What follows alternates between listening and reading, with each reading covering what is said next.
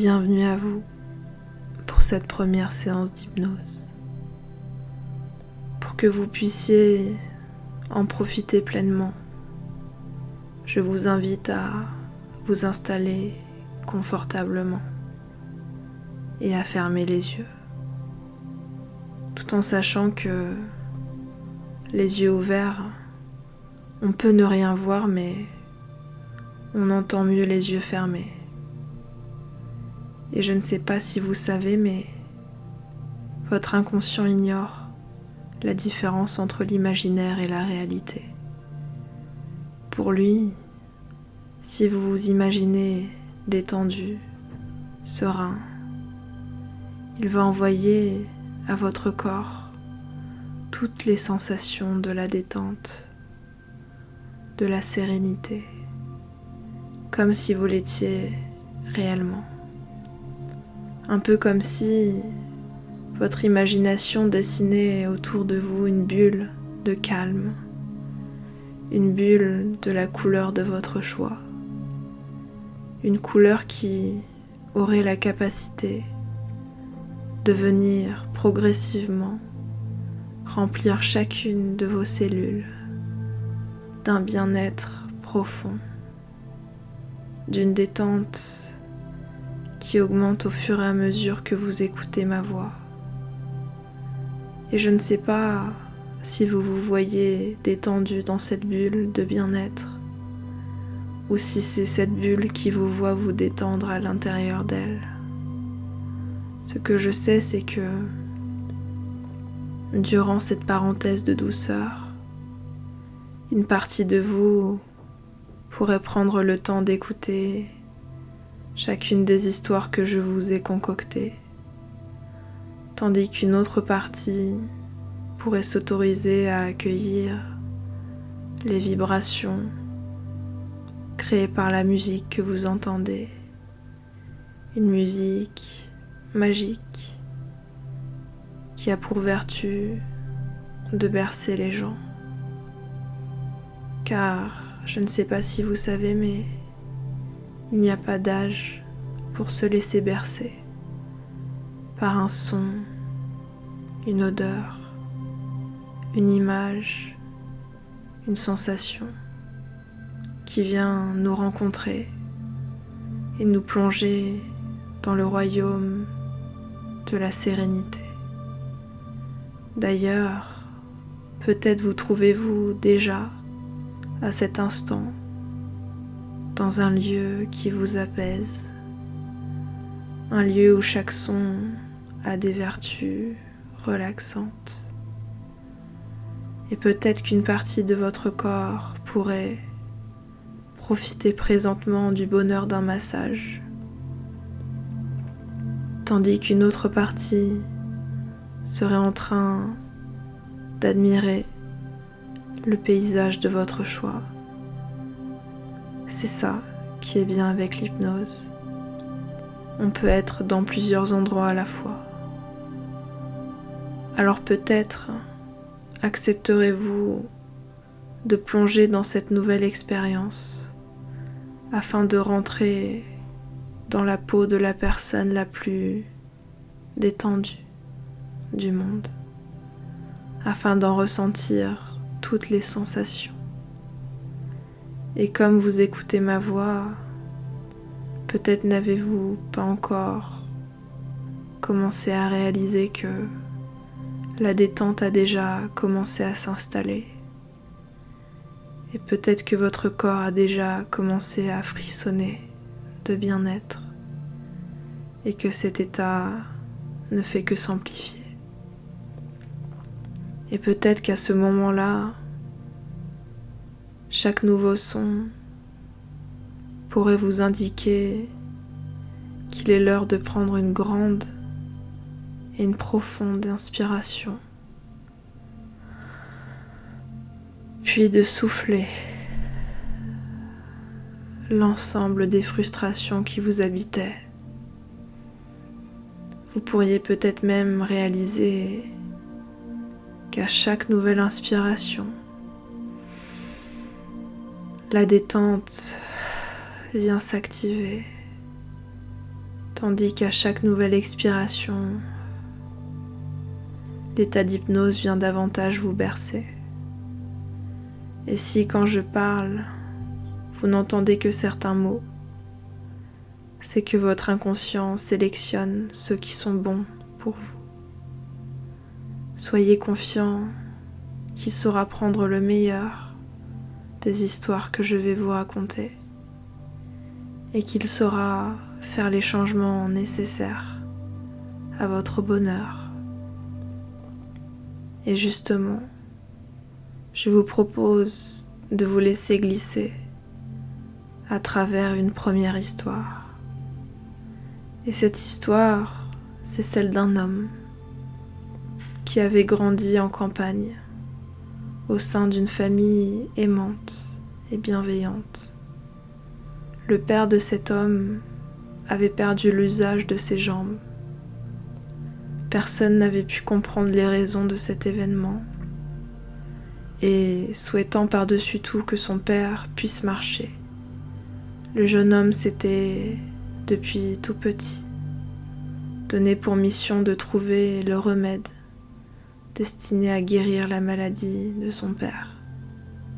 Il n'avait cessé d'accumuler les lectures, d'élargir ses connaissances, afin d'alimenter ses recherches dans cette maladie mystérieuse. À travailler jour et nuit comme un acharné, il en oubliait le temps qui passait, il en oubliait l'anniversaire de ses proches, la météo, les saisons, les moments de détente, il en oubliait de vivre. Un jour, alors qu'il s'était endormi à son bureau, il se réveilla avec une grosse tache de café sur sa chemise. Cette chemise, c'était ses parents qui lui avaient offert lorsqu'il avait été diplômé quelques années plus tôt. Et ne parvenant pas à faire disparaître cette tache, il décida de se rendre au pressing qui se situait à 2 pas de chez lui. Fatigué par les nombreuses nuits blanches qui rythmaient sa vie, il se prit les chaussures dans le tapis de l'escalier et fit un roulé-boulé. Résultat, il ne pouvait se relever, sa cheville semblait cassée. Dans l'ambulance, il n'arrêta pas de penser au temps qu'il allait perdre à l'hôpital, ainsi qu'au temps nécessaire à sa rééducation, qui pourrait le ralentir dans l'avancée de ses recherches. Et le soir même, alors que le chercheur grognait dans son lit d'hôpital, son père entra dans la chambre de son fils, accompagné de sa mère, qui guidait le fauteuil roulant de son mari. Le chercheur ne se rappela plus la dernière fois qu'il avait vu ses parents. Des jours, des mois, peut-être même des années, il n'en avait pas la moindre idée. Son père, qui était un spécialiste de l'humour et de l'autodérision, lui demanda comment il avait fait pour en arriver à être privé de l'usage de ses jambes comme lui. Le chercheur, qui n'avait pas entendu un rire depuis bien longtemps, eut tout d'un coup un sentiment d'allègement, un peu comme si on avait ouvert une porte en lui, afin qu'il puisse respirer et relâcher toute la pression qui s'était accumulée. Il expliqua à ses parents toute l'énergie qu'il avait déployée ces dernières années afin de trouver un remède pour son père. Et ses parents, qui n'avaient pas réalisé l'ampleur de la pression que s'était mis leur fils, le prirent dans leurs bras. Son père lui dit : « Comment penses-tu pouvoir aider les autres si tu ne décides pas d'ores et déjà de t'aider toi-même ? Il y a une chose que tu peux faire pour moi, oui. Ne pas passer à côté de ta vie. À trop vouloir sauver la planète, tu en as oublié de prendre soin de toi. à trop prendre sur tes épaules ce qui ne t'appartient pas. Tu en as oublié de cultiver la joie. Mon fils, il n'existe pas de plus beau cadeau pour moi que celui que tu me fais quand tu es heureux. Il n'existe pas de plus beau trésor que de voir son enfant épanoui dans sa vie. Respire un grand coup et relâche toute cette pression que tu t'es mis. Et le fils, soulagé d'entendre ces mots, comprit. Il comprit qu'il ne s'était pas autorisé à se tourner vers ses propres envies. Une vague de paix vint balayer tous les doutes et le stress qu'il avait accumulés. Avant d'être chercheur, il avait pour unique but et unique job d'être heureux. Et je ne connais pas la suite de cette histoire. Enfin, si, mais allez savoir. Il paraît que lors d'un voyage entre amis, il rencontra un chercheur avec qui il se lia d'amitié et qui lui permit d'avancer fortement dans ses recherches. Et d'ailleurs, cela me fait penser à l'histoire de ce petit garçon qui avait évolué dans un milieu rempli de restrictions. En effet, sa famille passait son temps à souligner le mauvais temps, la mauvaise fortune, les mauvais comportements. Il s'agissait pour le petit garçon de ne pas faire de vagues, de se fondre dans le moule parental, qui ne laissait pas beaucoup de place à la joie, pas beaucoup de place au calme. Ses parents lui avaient inculqué des règles strictes qu'il ne comprenait souvent pas. Par exemple, il ne pouvait s'habiller que dans des tons neutres et sombres, afin d'éloigner les regards extérieurs au maximum. Il était invité à contenir chaque émotion qui pouvait venir le rencontrer. Les joies devaient être camouflées, les peines retenues, les colères inhibées, les peurs emprisonnées. Ses parents lui avaient expliqué que pour vivre au calme, il était indispensable de se cacher, de se faire petit. Et un jour, alors que le garçon rentrait de l'école, il eut envie d'aller se poser sur le banc d'un parc, non loin de sa maison. En face de lui, un groupe d'enfants jouait à plein de jeux qu'il ne connaissait pas. Certains criaient de joie, d'excitation. D'autres pleuraient car ils s'étaient fait mal en tombant. Il y en avait qui se disputaient un ballon et d'autres qui redoutaient de descendre les toboggans. Le jeune garçon se sentit comme tiraillé entre l'envie d'aller jouer avec eux et la pensée que quelque chose se passerait mal s'il écoutait cette envie. Comme si la voix de ses parents résonnait en lui et l'empêchait de faire un pas. Tandis qu'il était pris entre ces deux eaux, une mère de famille vint s'asseoir à côté du jeune garçon avec une poussette. Tout chez cette dame était lumineux. Son regard, son sourire, son attitude, ses vêtements. Le jeune garçon se sentit d'un coup comme enveloppé par cette lumière dégagée par cette mère qui lui demanda pourquoi il n'allait pas jouer avec les autres enfants. Le garçon lui expliqua que ses parents lui avaient appris la discrétion et qu'il n'était pas raisonnable de s'exposer à vivre des émotions. La mère lui demanda s'il était d'accord avec la version de ses parents. L'enfant ne sut pas répondre. Elle lui proposa alors de vivre l'expérience pour pouvoir se faire son propre avis sur la question. Après tout, il pourrait très bien rester campé sur la position de ses parents par la suite. Et à ce moment-là, comme un appel de la vie, un de ses camarades de classe entra dans le parc et l'invita à jouer avec lui. Le jeune garçon, comme porté par son cœur, répondit à l'invitation. Il ria, il cria, il tomba, il pleura, il se releva, il coura, il se chamailla, il créa. C'était un spectacle de vie. Et lorsqu'il eut fini, le jeune garçon se dirigea vers le banc où était toujours assise la mère de famille.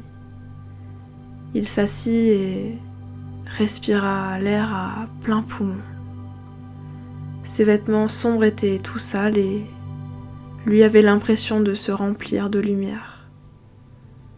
La mère lui demanda avec le sourire : « Alors, comment te sens-tu ? » « Je me sens vivant et détendu. » « Est-ce que la chose dangereuse à laquelle tu pensais s'est présentée ? » ?»« Non, tout va bien, » dit-il, l'air heureux.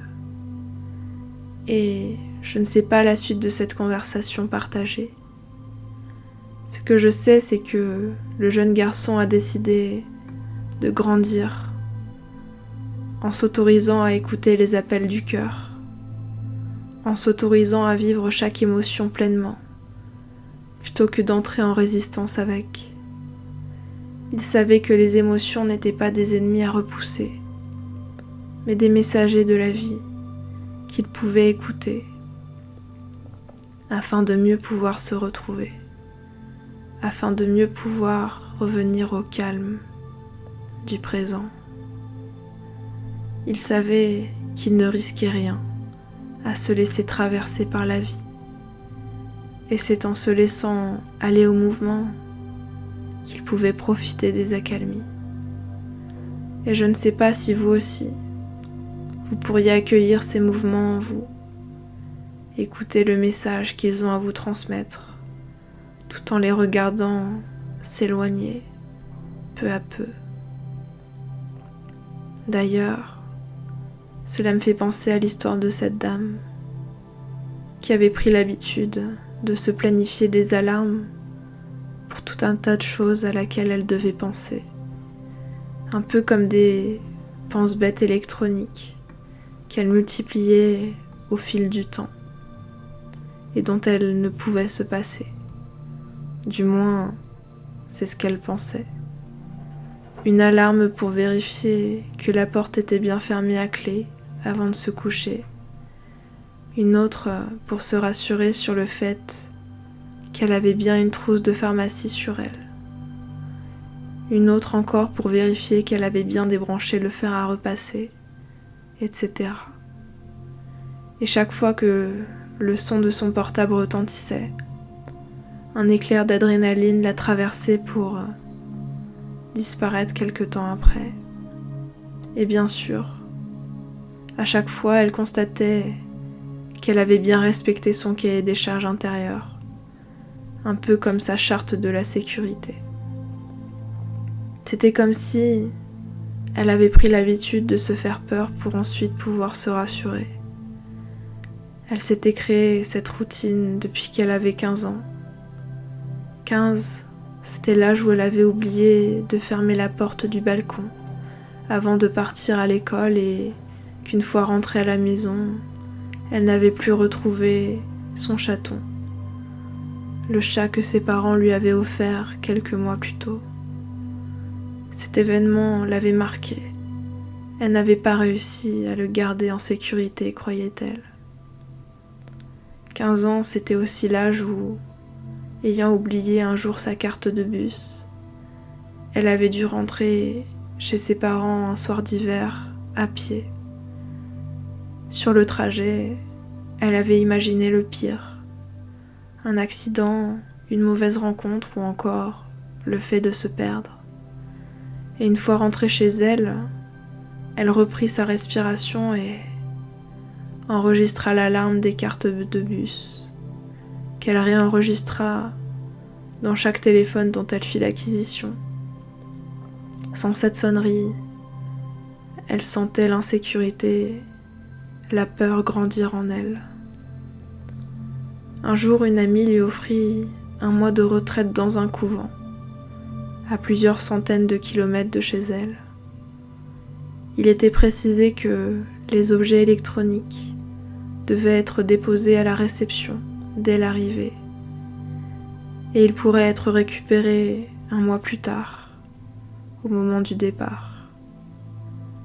La femme joua le jeu, bien qu'elle n'était plus habituée depuis ses 15 ans à ne plus entendre le fameux son qu'elle côtoyait au quotidien. Ayant associé ces sonneries à la garantie de sa sécurité, de celle des autres, elle fut surprise de constater que leur absence l'apaisait davantage. Elle avait réalisé que ses pensées n'étaient plus tournées vers la recherche permanente de sécurité, mais vers son bonheur. Un soir, alors qu'elle discutait avec l'un des organisateurs de la retraite, elle parla de cette distance qu'elle mettait, qu'elle était en train de prendre avec cette habitude de jeune fille. L'organisateur lui dit « Je suis moi-même passé par là. Oui, par ce genre de schéma, dans lequel on finit par se soucier de tout sans profiter de rien. Nos pensées s'habituent à se concentrer sur l'éventualité d'une catastrophe, et on en finit par regarder la vie avec les yeux de la peur. Mais la vie n'en est que plus belle lorsqu'on la regarde avec les yeux du cœur, de la confiance en soi, de la confiance en ce qu'elle a à nous apprendre.